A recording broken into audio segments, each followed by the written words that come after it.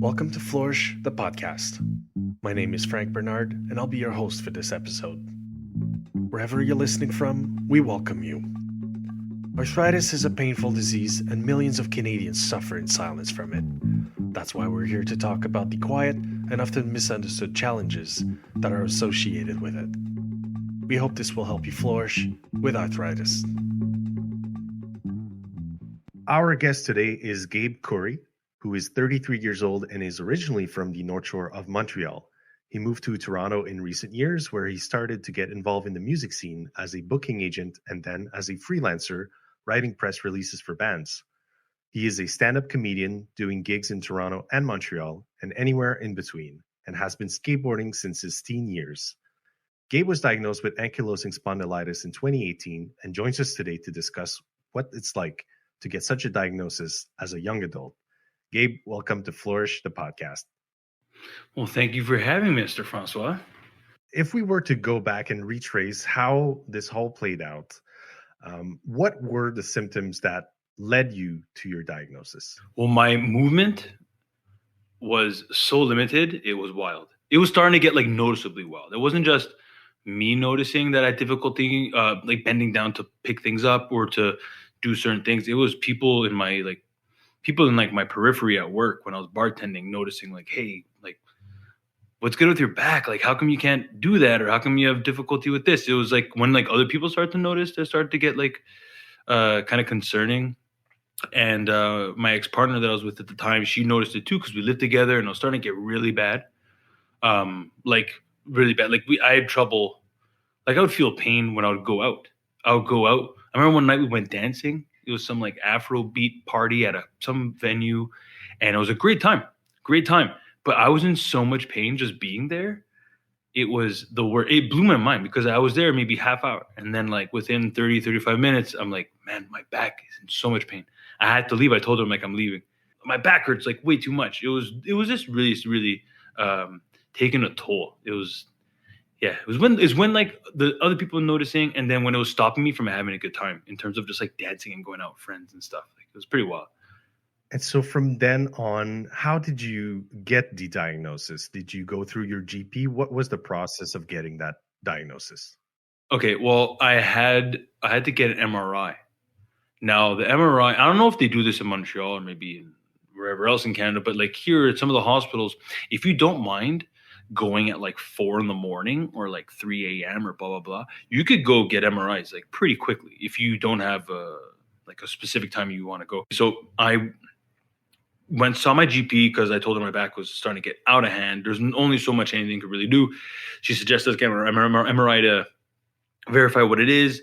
And within 2 weeks, I get an MRI. And I remember going a little stupid late at night, but I remember going. And then when it came back that I have ankylosing spondylitis, I thought it was a slip disc. So when it came back that it was not a slip disc and it was ankylosing spondylitis, my GP hits me up. She's okay, well, I'm referring you to this rheumatologist, Dr. Kiesel. Shout out Dr. Kiesel. And she just linked me up with her. And then I've been seeing her as my rheumatologist, I would say since then. So it was kind of a pretty quick execution, to be honest. I got lucky maybe. And so once it came back to ankylosing spondylitis, it was not a slip disc. It was none of the things that I thought it was. Then she referred me right away to this rheumatologist, who I still see today. I actually spoke with her on the phone today, and she helped me out a lot. And so obviously it's a big shock. You were in your late 20s at that time, maybe 30. So what was your reaction to this diagnosis? Okay, I had no idea what this was called prior. I didn't know it really existed. And then when they broke it down saying that it was an autoimmune disease where my body thinks the nerves and tendons around my spine, especially my lower back, are a virus. So they just fuse my bones. And out of all, because it's an autoimmune, your body does that automatically. It's your body, because when she told me, I thought it was comical. I'm wait a minute, my body just sounds like an overprotective parent. You know what I mean? It just sounds like someone who's just overzealously trying to protect you, which might not be a terrible thing, but it was just so weird. I was kind of blown away because it sounds like a joke. It doesn't sound real. Oh, your body thinks that something else is there, so it's going to fuse your bones. How is that the remedy? But I don't know. Our bodies biologically are so weird and they're so intricate and fascinating. And yeah, the fact that that's even a thing blew my mind. At first I thought it was kind of like almost a joke because it seems made up to a point. And then, obviously it became very real and whatever. But yeah, it was really like, it was a shock, but almost like in a comical way because it didn't even make sense to me. But it obviously is. But yeah, it was more of like it was a real what the heck kind of situation. Once you got that diagnosis, Gabe, was there any sense of extra vulnerability, perhaps anxiety on aging with this disease? What were your reactions to those kind of possibilities that you are now facing? It was weird because when I found out, like when they explained what the condition is, and then when they explained that there's no real way to fix it, that got me very concerned naturally. How like when I heard about the pro skater Spencer Hamilton, how he deals with AS because he has the same condition, but this guy's a professional skater throwing his body down flights of stairs all the time. Like how does he deal with it?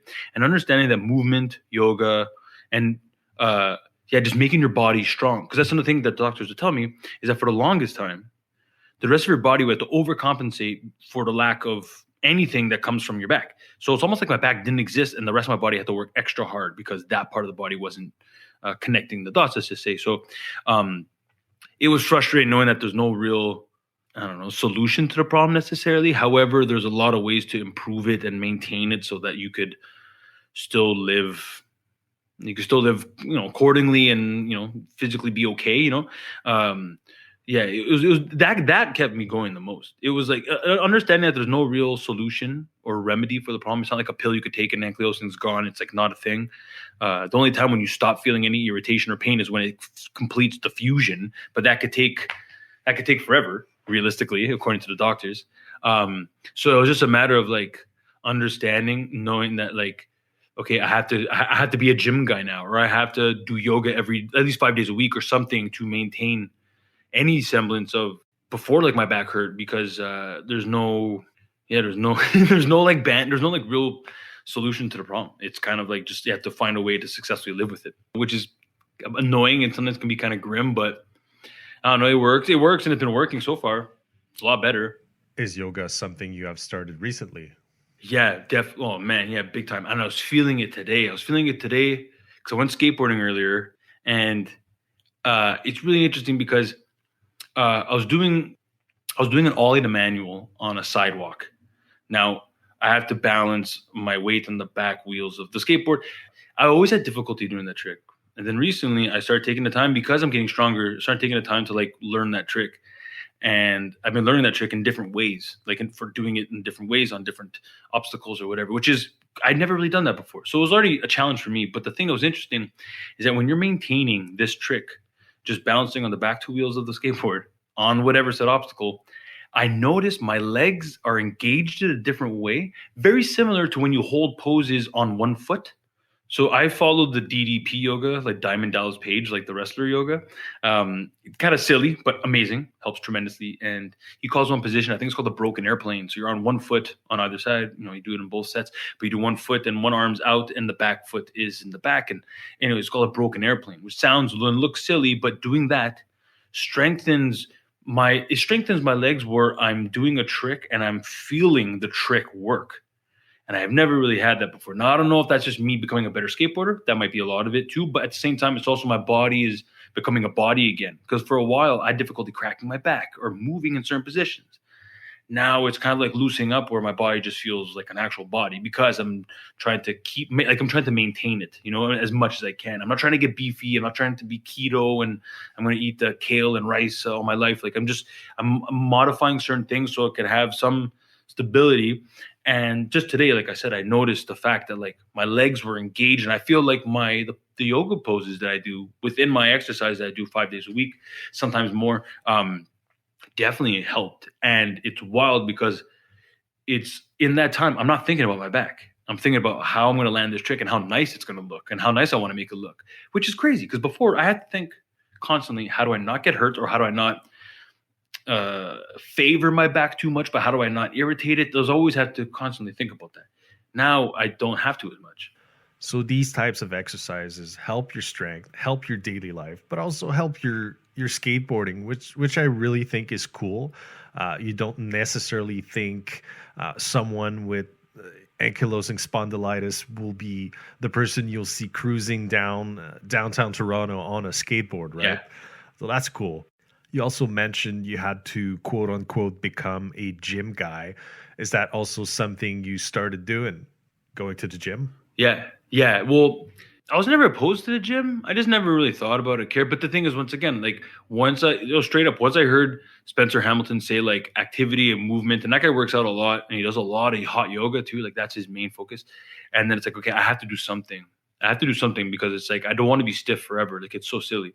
So yeah, I mean, I found my own routine to make going to the gym fun and I enjoy it more than I thought I would. I mean, because of COVID, I'm not going to the gym. Prior to that, I was going to the gym about, I don't know, 3 to 5 times a week. And I'll cycle there. If it was nice, I would cycle to the gym, work out, and then cycle to wherever I need to, wherever else, I'll go to an open mic, to a comedy show, to the club to go run a show, blah, blah. I worked into my routine because in my head, I have to do something because I'm not going to be a 30-year-old who moves around like an 85-year-old. There's no way. Is there anything else you have found that helps? I tried bath for a bit. I couldn't do it. I'm not against them. I don't know, I'm not comfortable in baths. Um, Not much. I mean, CBD for a while. I mean, it still does. I just haven't like bought any recently. But CBD in the morning would help a lot because I would feel my body waking up for the longest time. I had a lot of stiffness. Now with me just being a little bit healthier, I'm a tad more active, I guess, and fit that I don't feel it as much. But for the longest time, like I said, the CBD helped out a lot.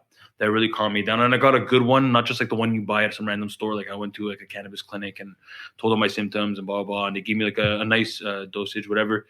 I just don't have any on me now anymore, but yeah, that definitely helps a lot. It's a really nice feeling. It's like an all natural Robaxacet kind of like whatever Robaxacet is supposed to do for like aching pain, aching joints or bones or whatever. It just does it naturally. With that helped out. Stretching like randomly too. So I've been stretching a lot more too, in the sense like when I skate, when I'm done, like I stretch my legs just more. I just been stretching my body just a little bit more. Um, yeah, because I feel like I said before, when my back was at its worst, the rest of my body had to compensate so much. So now that the rest of my body's stronger, I don't know, it just feels like it all falls into place better, or just like comes together better now that like everything's working at a better capacity, I guess maybe. So I have Crohn's as well, and I found that out last summer, 2020. And so once I found that out, once like my rheumatologist found out too, because all my doctors got the notice from the colonoscopy or whatever, she told me, she's like, Gabe, this is great because if your intestines are inflamed, they're most likely going to start inflaming other things that are within your body, and that probably causes irritation to other parts, including my back. Definitely some adjustments to diet helped. Like understanding that helped out a lot too. Because I definitely had to change my diet. Like I eat rice and vegetables and protein, like kind of like those workout meals that you see like meatheads eat or whatever, like athletes eat.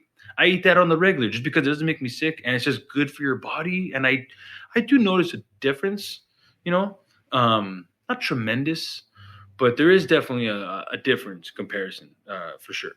You mentioned at the start when you first got your diagnosis that you didn't know what it was. No idea. What did you do to get informed? Who did you turn to? My doctor's pretty good about it. She's the one that explained to me it's an autoimmune disease. Basically, your body thinks that you're, she became it broke. She broke it down for me. I mean, she gave me some resources, which helped. And like online, like just like medical journals or websites that kind of like have thorough definitions and explanations of all these things. But it's also the rheumatologist helped too, because I started seeing her maybe like a month after like I got an appointment. Let's just say maybe even earlier. I think even quicker. And then like her, like she helped a lot. I mean, she focuses on arthritic conditions, right? So she was able to help out a lot. My mother's had medical problems all her life, and she's had back issues, and she had this and that, slip disc and all whatever. So I'm able to relate a lot with her. So I often kind of consult her to an extent. Now I'm lucky too. My sister's a doctor, so often, Frank, like I ask her, I'm like, how do I ask this question? Like this is what's on my mind. What's the proper way? Because that's the thing with a lot of people, they don't know how to ask the right questions. And I'm a big time victim of that too. I think a lot of people are, but you don't know the proper way to ask these questions. So often I'll ask my sister, I'm like, how do I ask my doctor or my rheumatologist this kind of question? Like, what's the best way? And she'll often like tell me, and then she'll email me or like text me like again what the questions were, just so to make sure that I don't mess up and I ask the right questions. So like I'm pretty lucky. I've my sister who's a doctor, a very good, very good resource for that. So I have my family's good with that stuff. Let's take a short break and we'll be right back with Gabe Koury. Arthritis affects everyone differently, so treatment planning should be tailored to individual needs. Find information on arthritis medication and the pain management strategies available to help you take ownership of your journey with the disease. Visit arthritis.ca/treatment today. And we are back with Gabe Koury out of Toronto. Gabe, being a young adult with arthritis, was there any shock or strange perceptions people had when you told them that, you had arthritis and you're in your 30s? Is that something that you've experienced? Yeah, well, I mean, it definitely catches people off guard to an extent because there were some friends of mine that I used to work with, whatever, noticed that I would have difficulty with my mobility, and later on when I found out what it was, it being AS, and the fact that like no one really knows AS unless if you work, unless if you're a doctor or if you have AS, or like a lot of people don't really know about it. So explaining it, you kind of get that, like the showing your teeth, like like my bones fuse because my body thinks that my nerves are a virus. It's like, no one ever feels comfortable, when they're being explained verbally, like what the symptoms are or whatever. But like growing up, I had a family friend who had juvenile arthritis in my church, and she got it pretty young. I don't remember exactly, maybe 10, 11. Like she was young, and it was difficult for her, So I knew it existed, me personally. And I think for the most part, on the regular, no one really does. It's not super super common. It's not super rare, but it's not super super common. So it's plausible that I'll explain to someone that my body's trying to like fuse my back because it got scared. It's like what? Like, yeah, it was a lot of that. Because the symptoms of AS are super annoying, and it can be super painful and irritating. So I think having to explain that kind of got people going. But I mean, me being in my early 30s, yeah, I get that often, dude. I get that often from like older friends of mine, like some like my boss at my work, or some friends who are a little bit older than me, like in their 40s or late 50s, early 50s. They're kind of like shocked, like how could you have because on top of it, like I have AS and I have Crohn's. It's like, how could you have all these problems? And I have carpal tunnel. There's all, there's all these issues, and but sometimes people get an unlucky roll of the dice, right? So, but yeah, I randomly get it from older people. They're like, "Oh, you get these things that me and my friends get." You mentioned disclosing your condition to your employer. Did that create a change in the way you were treated by either your boss or your colleagues? And how has arthritis affected your work? I book a club, so it's not a very very physical job, to be honest, at all. Um, So that's understandable. Now I would do other things at the club for a bit. Like I just recently stopped doing it, but I'll do other things. And sometimes, yeah, my back would hold me back.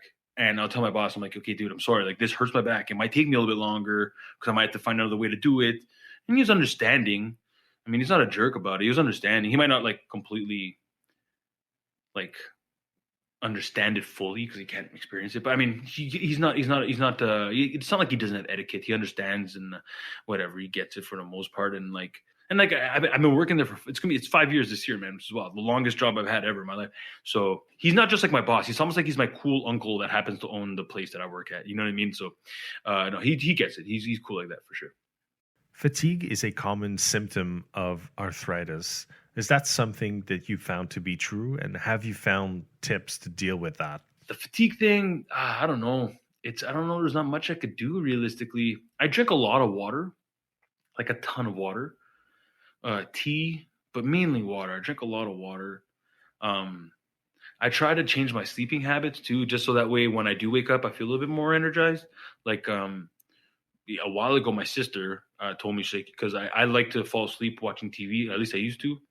And she's like, stop doing that. It's not good. It might feel nice morally because you get to fall asleep watching Conan or Simpsons or blah, blah, blah.